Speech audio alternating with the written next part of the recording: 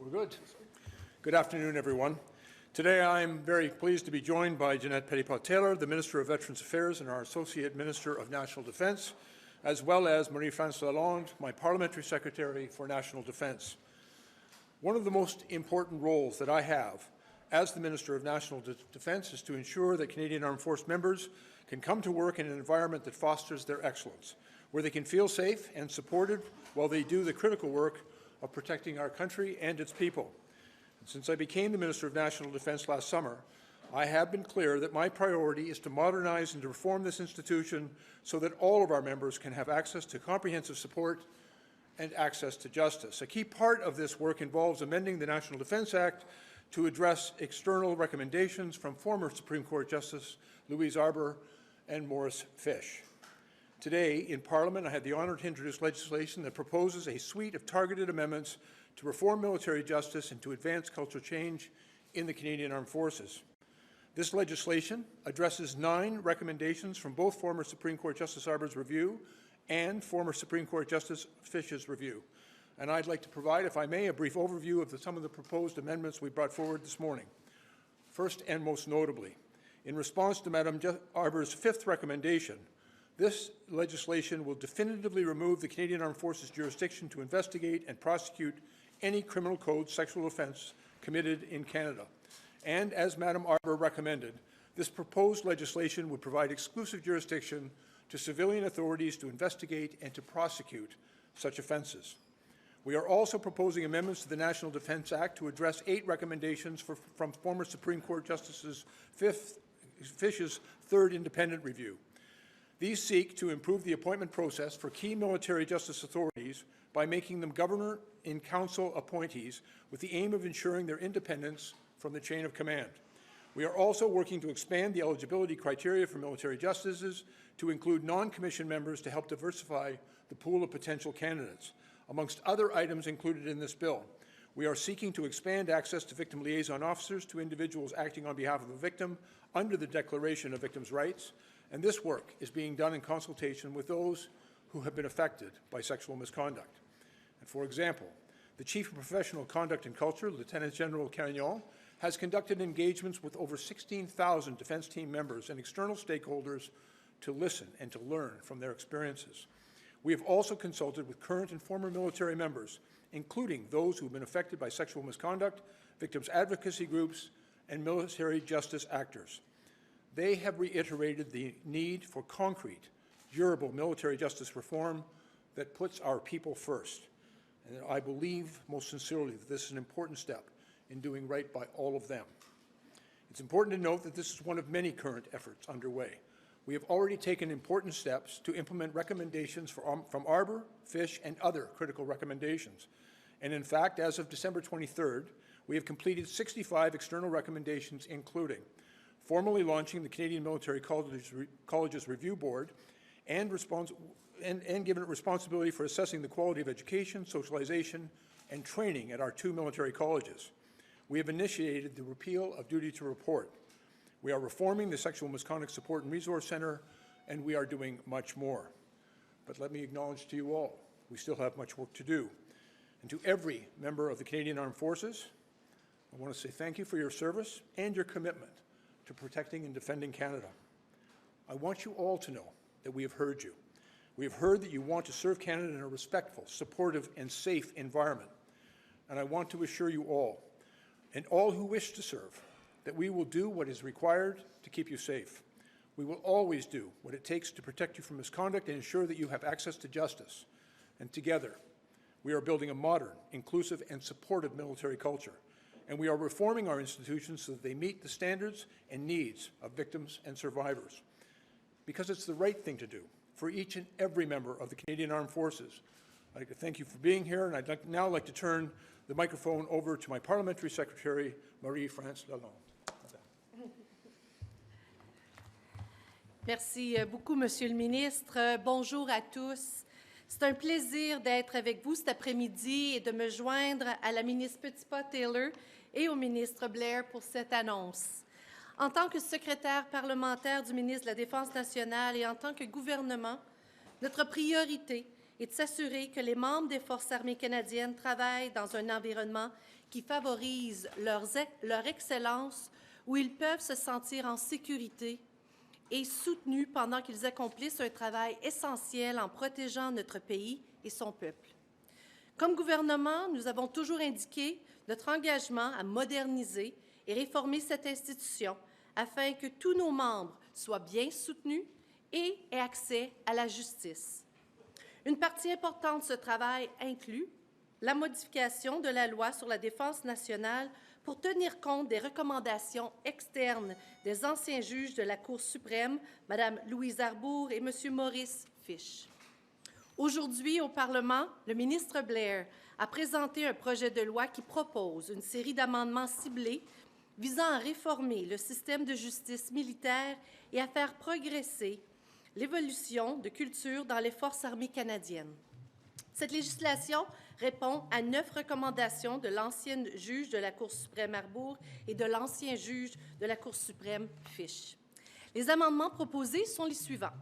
Tout d'abord et surtout, en réponse à la 5e recommandation de Mme Arbour, ce projet de loi retirait définitivement le champ de compétences des Forces armées canadiennes d'enquêter et de poursuivre tout crime sexuel dans le Code criminel qui se produit au Canada.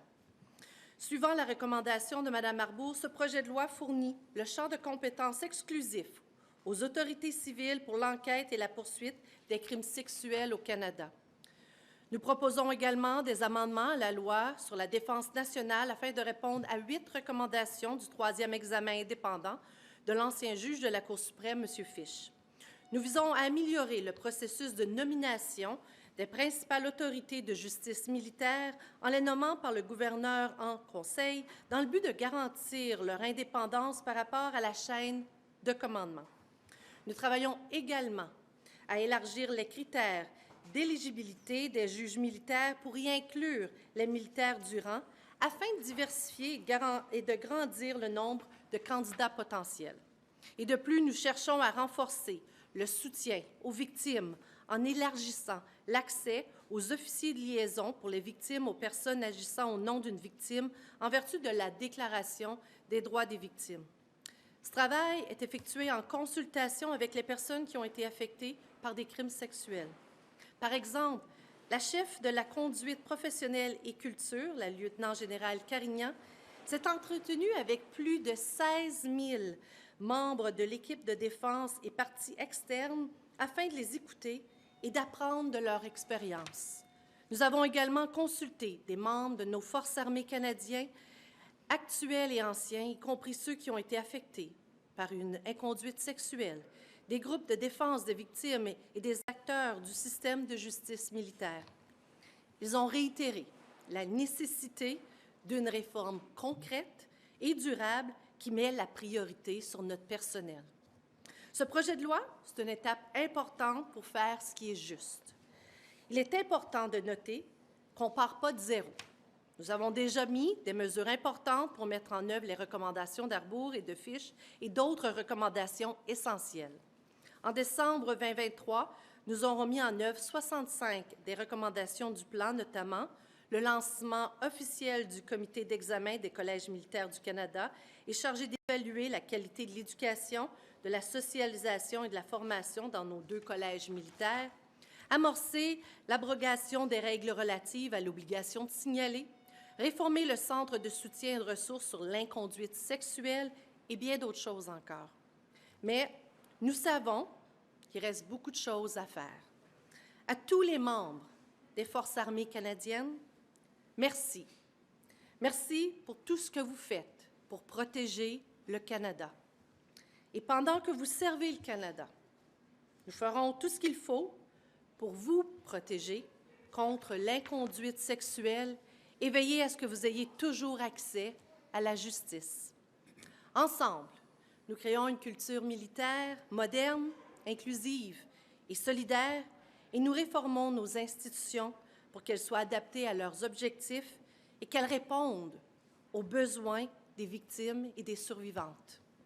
Je vous remercie et maintenant, nous nous ferons un plaisir de répondre à vos questions. We know the civilian side is overloaded and there are lots of delays in the justice system. So are there more resources to deal with this change?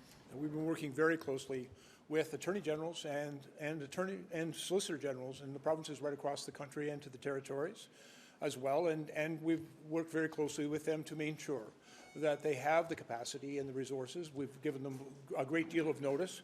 We also recognize that there are some jurisdictions in which the police of jurisdiction could be challenged by taking on an additional burden of these cases. Keep in mind, it's important to recognize we're not talking about tens of thousands of cases, we're talking about hundreds.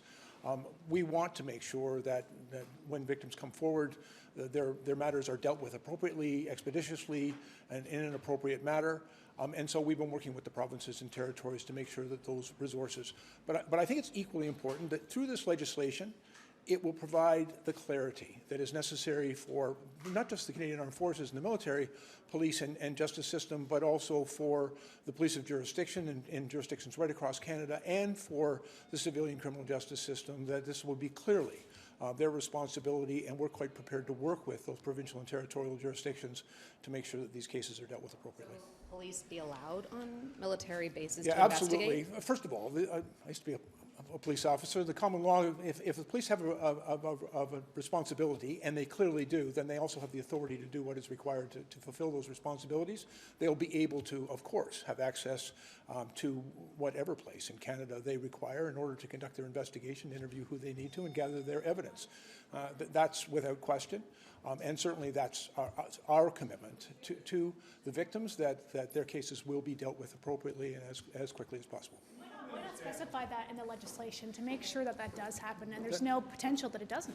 Frankly, that's a long-standing common law authority in the country. Common law is not actually codified, but it's well recognized in our courts. I don't believe it's necessary for it to be codified in this. Once the responsibility is clearly articulated as that being of the police of jurisdiction in Canada, they have the existing authority to do what is required.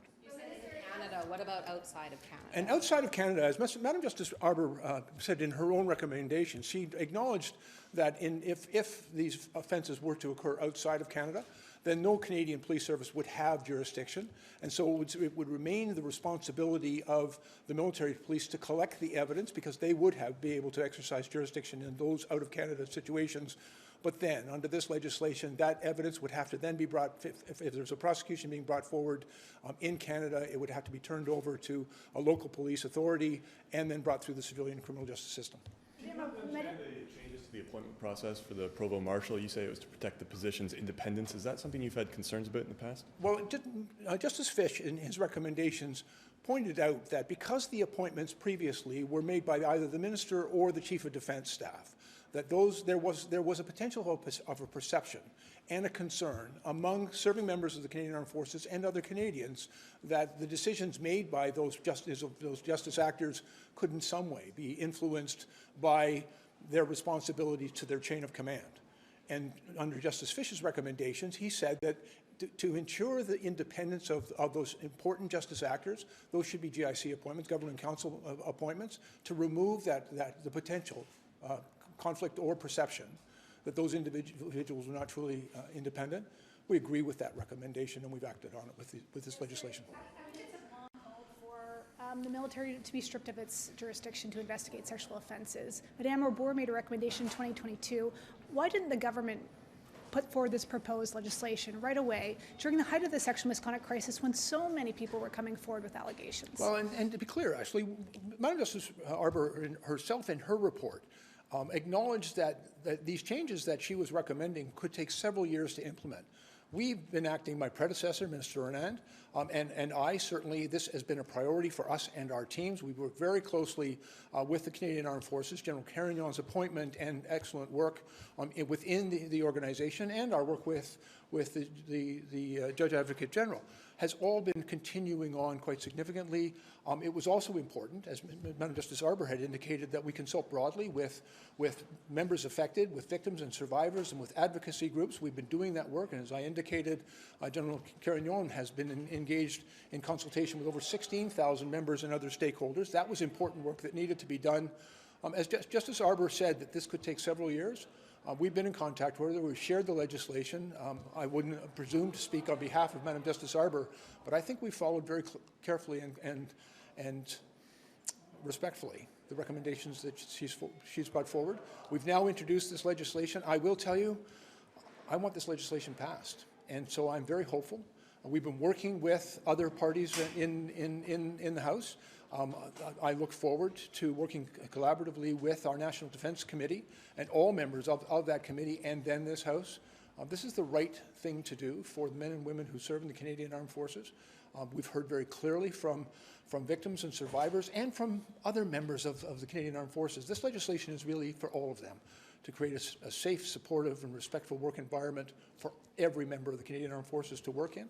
And I'm very hopeful that we'll be able to move forward expeditiously with this legislation and get it passed. Sorry, on the politics of it, have you received assurances from other parties you're confident it will pass? Again, I'm going to be careful not to speak on behalf of other parties, but I've had a number of conversations with the other parties, and particularly my critics, with respect to the importance of this legislation. They are very familiar with Madam Justice Arbour's recommendations. Some of them have individually advocated quite effectively for the work to proceed, and we agree, and we're proceeding on it together. Again, I have a great deal of respect for the work of our parliamentary committees. I want to get this legislation to that committee as quickly as possible so that they can do their important work. I will also tell you, I tried to make it very clear to my colleagues in the House, I will certainly be open to any suggestion from them that makes our bill stronger, but I will not accept any recommendation that makes it weaker.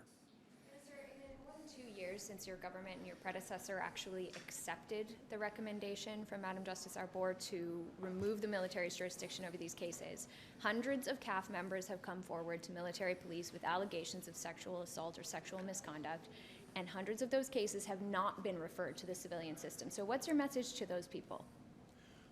Our message to those people, first of all new cases have been referred to the civilian system. There have been about 150 cases were referred to civilian policing. There are a number of cases, and this has been a bit of a challenge of the transition, because we also recognize that if we, in that transition, do not address what might be considered unnecessary delay, it can have an impact on the civilian justice system's ability to actually complete those trials and produce a just outcome. And so there has been, I think, some very appropriate and necessary work in order to make sure that the system properly addresses those concerns, and not always with success. I will also tell you, I spent a lot of time working in the civilian criminal justice system and in civilian policing. There are real challenges still today in our criminal justice system with the way in which sexual assault matters are dealt with. We need to make sure that system is also supportive of victims and respectful of their rights, and at the same time move forward through our courts as expeditiously as possible so that they can produce a just outcome and not be discharged because of delay. Latest numbers of how many sexual misconduct, sexual offense cases that have been reported since I apologize. We'll get that number for you. I don't have that precise number, but I can tell you that the cases are being referred to civilian police. There are a number that are more historical in nature, but going forth, and I think consistent with this legislation, the legislation that we've introduced today actually provides a very clear legal framework for the investigation and prosecution of all of these matters. And that's why I think it's very important that we move as quickly as possible, reasonably through the parliamentary process, to get this legislation in place. And as we work towards that, we're working with all of the justice partners and with police of jurisdiction and civilian court system to ensure that the cases are dealt with appropriately. And then finally, and I think this is perhaps most important, the ability to have their matter investigated, the ability to see it through a criminal justice system is critically important, but there are other support services that are also critically important to civilians. There has been some really good work done in the Canadian Armed Forces in providing support services to the victims of sexual assault, and there are also, across this country, other systems of support that are available in the civilian police and civilian criminal justice system. We want to make sure that every member of the Canadian Armed Forces have access to those support services, and that they can feel unencumbered in seeking that support, because I know my colleague from her previous work experience before we came to government in victim support understand why that's such an important service that we have to make sure is available to our members as well. You've spoken out about the military's critical staffing shortage. What do you hope this change today means in terms of recruiting, especially more women to the regular forces, which the military is struggling to do, and keeping people in the forces? Because some have left, citing a lack of trust and concerns over the handling of sexual misconduct cases. I hope every single member of the Canadian Armed Forces and every single Canadian and permanent resident who might be contemplating a career in the Canadian Armed Forces will see the effort that's being made, not just by government, but within the Canadian Armed Forces itself, to make sure that we create a safe, supportive, and respectful work environment for every member of the service. I think that's cultural change is critically important. We're absolutely committed to it, but I also recognize it's a process, not an event. This is an important step in that process today, but we're moving forward. The message I would hope to send to every member of the service and every Canadian contemplating joining the service, that we hear them. We know that every single one of them wants a respectful, safe, and supportive work environment, and we're going to do what is necessary, what is required in order to provide that to them. Why not provide more resources to civilian police and Crown prosecutors to be able to handle, as you said, hundreds of additional cases? And again, I've had conversations with Solicitor Generals and Attorney Generals about making sure that the civilian police have the resources they need to take on these cases. But it's simply, it's not just a matter of resource. It's also a matter of training and skill. And you know, we've gone through a number of iterations about training judges, for example, on sexual assault cases. Important initiatives and initiatives that we support. And so there is a great deal of work to do within the entire criminal justice system, including among the police, judicial actors, the justice system, and in the military justice system, to make sure that everybody is able to respond to these incidents and these complaints in an appropriate way. Given a shortage of judges and long delays, how confident are you that these people will receive justice? We know in so many cases people don't. Just more broadly when we're dealing with the court system. I think there's more to be done. I'll acknowledge that to you. There's more to be done in the criminal justice system in order to make sure that we deal with these cases in an appropriate way. And we deal with them expeditiously, because everyone deserves justice and support. And so I can assure everyone in the Canadian Armed Forces and all Canadians that we understand the need and the responsibility of the Canadian Armed Forces to provide support to all of their members who are experiencing this. In the pursuit of justice, we believe that the legislation that we've introduced today opens up new opportunities for victims to pursue justice, and it provides clarity and certainty on how to proceed. And I think that clarity is something that Madam Justice Arbour said that was required. It was what our victims advocates and in our consultations we've been told very clearly this is what they required of us, and we're listening. That's really the important message I want to deliver today. We've heard you, and we are responding, and I appreciate people would like us to go faster. We're going as fast as we possibly can, but we all feel an enormous sense of urgency to go get this job done. Thank you all very much.